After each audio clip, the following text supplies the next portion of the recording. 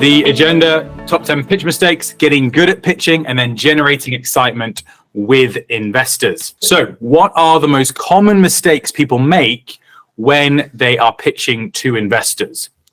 Number one, no preparation. If you are going into a meeting with an investor and you do not know anything about their background, you haven't looked up their writing or their previous investments, that is probably going to go badly because it's very easy to misspeak and then essentially kill the meeting.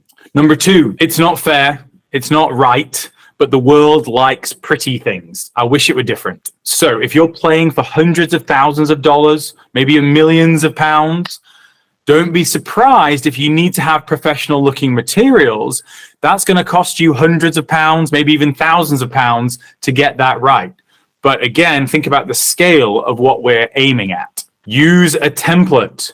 There's no need to innovate on the deck. This has been something that people have been working on for a really, really long time. The deck is the easiest way for investors to consume information.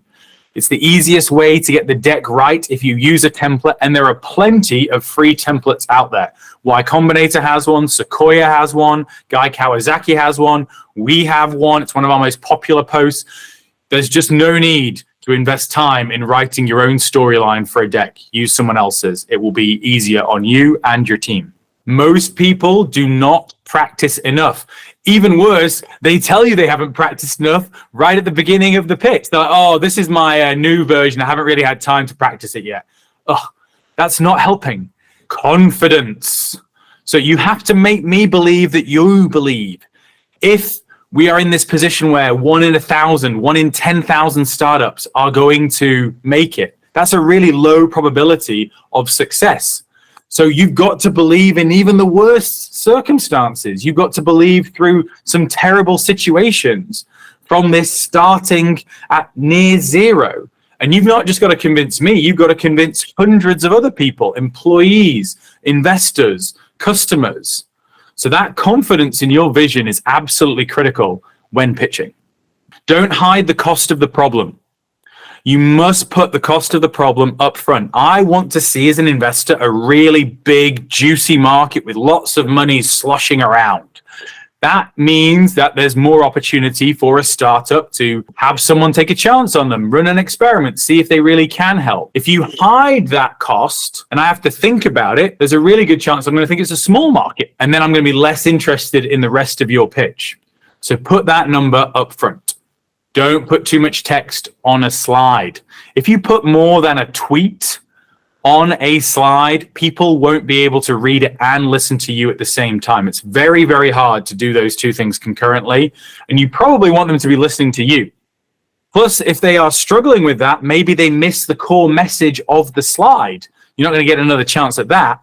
And then if you're telling yourself that, well, I put a bunch of text on a slide because this is the email deck and people want to read something more in depth. Well, let's be honest, nobody reads that stuff that hits their inbox, so they're not going to read your stuff either. Put your growth up front. Please don't hide your growth. If you have consistent growth in your business, either customers or revenue or something analogous to that, that is really, really powerful. Investors love seeing that. And again, if you put that up front, that's going to get you the attention for the rest of the pitch. No clear competitive advantage. What is the key characteristic of your business that prevents other people from just following you more quickly and then eventually overtaking you? Nobody can really predict where that competition is going to emerge. I don't think people at Google were expecting ChatGPT to be a serious competitor within a few years. Number 10, the last one, the boring deep dive. Now, I understand that people want to tell their story. I understand that people want to share market knowledge, but nobody cares. Honestly, nobody cares. Just like when you're listening to those stories, you're just waiting for your turn to talk. Same thing for everybody else. If someone asks you a question, feel free to dive deep. But by and large, if you're talking about the reason why you started this company because of a personal passion story, just keep it high level. If you're talking about why the market is in a state of disrepair and how you're here to save it, just keep it high level. When the investor expresses an interest in one of those topics, that's the opportunity to deep dive around a relevant question. Don't let yourself rant and ramble, because most investors won't be interested in hearing that. Okay, so let's talk about getting good at pitching. A lot of people don't think they can do this. A lot of people believe that Steve Jobs on stage is kind of a one-off. Most people don't expect to be good at public speaking. Well, there's actually some pretty simple things that you can do to make it a lot easier on yourself. First and foremost, know what you are going to say. If you want to write it out word for word, do that. Do it multiple times so you know it. Or if you're a bullet point notes person, do that over and over and over again. Make sure you've got good notes to follow and practice the difficult parts more. If there are places that you're not saying often, if there are parts that are difficult to explain, you're going to have to practice those more. Maybe even role play those more with your other co-founders. Make sure you know the words. You don't want to trip up. You don't want to have a crisis of confidence when you're up in front of everybody else. There's also lots of places to practice public speaking. So Toastmasters is a global organization. They probably have a society or club near you. It's designed to help you improve your public speaking. If you don't want to do that, that's fine. Plenty of other places we can go as well. If you are involved in team sports or organized hobbies, most of the people running those organizations don't want to do public speaking, same as you. So if you volunteer, they will let you do it.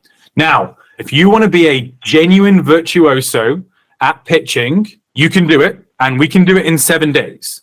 But there is a cost. And the cost is quite a bit of torment, if I'm honest. Maybe 1 or 2 people in my whole career have ever gone and done this, and it works. I can guarantee you that when I have a pitch or I have a speaking event that I have 0 time to prepare for, this is the mechanism I will use to make sure. So here we go. If you want to do it, record yourself on your phone as if you are doing the real pitch in front of a large boardroom of investors. So don't let yourself off with not standing up or not having the deck up or any of these kinds of things. Do it as if it's real and record it on your phone. Now, after you've done the pitch, you have to watch the video in its entirety. This will be incredibly painful. You will want to fast forward desperately.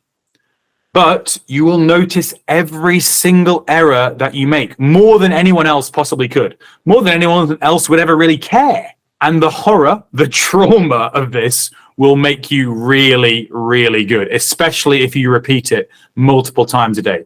10 times a day for 7 days, you can go from quiet as a mouse to pretty much Steve Jobs. I'm not kidding. It's literally on the end of this much practice a day.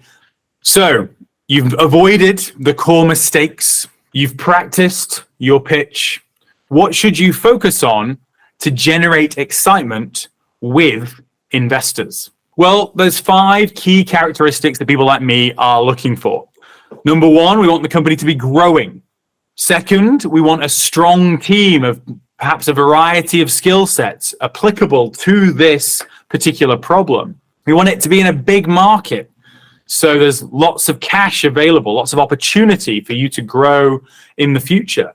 I want to see a competitive advantage. There's not many of those that you can work along, so it's quite limited. Which one of those have you chosen, and how much better are you than the competition? And then momentum from fundraising, not something that I particularly look for in general as a very early stage investor, but most investors operate in a herd mentality. And so if you have momentum, you will see that that helps. So growth means different things at different stages. If you are graduating in a few months and then planning to start a company and you want to come to someone like me to raise your first check as the grant or as the idea stage investment, my expectations at that stage are obviously going to be very different than if you were a year or 2 in and trying to raise your seed round. So at the formation stage, people like me are usually looking for some indication that you've put in effort on the customer discovery side. How many people have you spoken to? Hopefully dozens, maybe even hundreds. Do you have a wait list of maybe a few dozen people who are interested in the product, want to try it when you have something more to show them? Is that growing? Are you continuing to add people to those lists? At the pre-seed stage, where maybe everyone now on the team is full-time, maybe you've raised a little bit of money, maybe got your first customers live, at the alpha stage. There we want to see those first alpha customers using the system, maybe that engagement growing over time. Maybe they're so satisfied they're referring other people to you, and that's causing your waitlist to grow. At the seed stage, things get a lot more serious. This is usually for a 7-figure round, so £1 million plus. And that's often going to mean 6-figure annualized revenue as well. And they want to see that growing double-digit percentages a month, ideally 15% a month for at least 3 months, with a pipeline and plan for that to continue growing alongside the customer base growing and reporting satisfaction as well. Strong team. Very, very important at the earlier stages. A lot of the time, up into the seed stage, the team is pretty much the most important thing for an investor. Well-known employers, same kind of thing. If you worked at Google, Meta, Stripe, KPMG, Deloitte, etc., these kinds of places where it demonstrates that you beat a lot of other people in a competitive hiring process, you worked really hard in a tough environment, and you produce something, and that's going to stand you in good stead. Outlier achievements. If you've done something maybe not related to tech, but it is special. Maybe you were someone who climbed Mount Everest at the youngest age. And then the most powerful thing, far and away the most powerful thing, is you've been an entrepreneur in the past and made money for your investors. So big market. This is something I've mentioned a few times in the talk today, and it's really, really important to understand, because even if you are a special entrepreneur, it doesn't matter if you're in a hard market.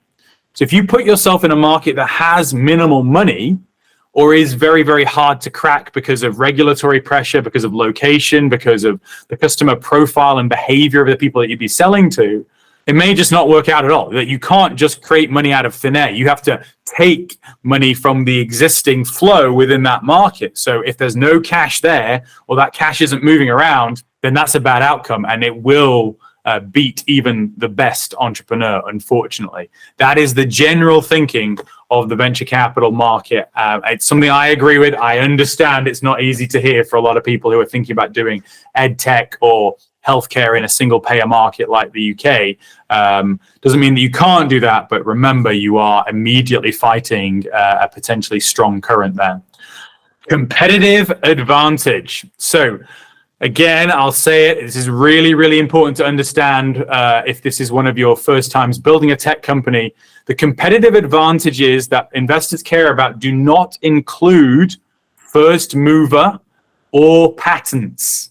It does not include those two things. They are not of interest to me because they don't close customers. Technology closes customers. If you have something that's better than the existing thing out there, right? Tesla's electric cars better than the existing thing, thus people wanted them, even though there was a downgrade in other areas of the experience. User experience, that is another significant competitive advantage. There are lots of storage services out there, Google Drive, iCloud, etc.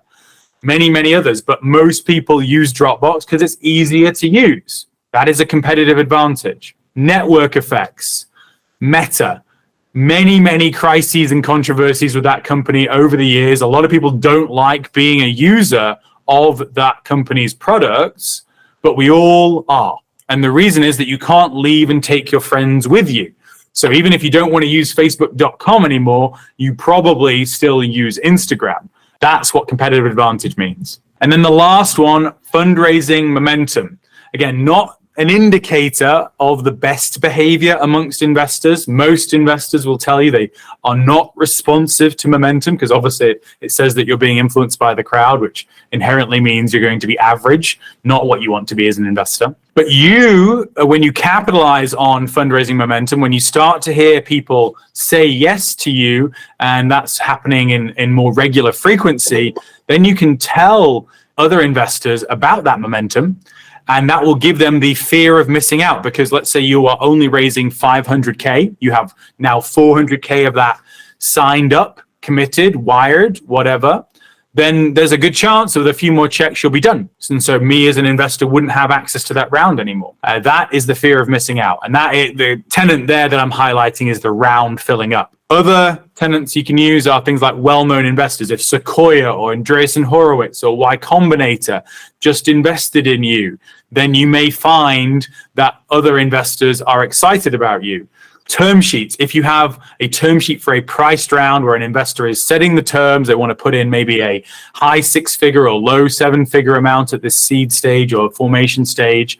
They're willing to lead the round. They maybe want to take a board seat, take a big part in the company's future.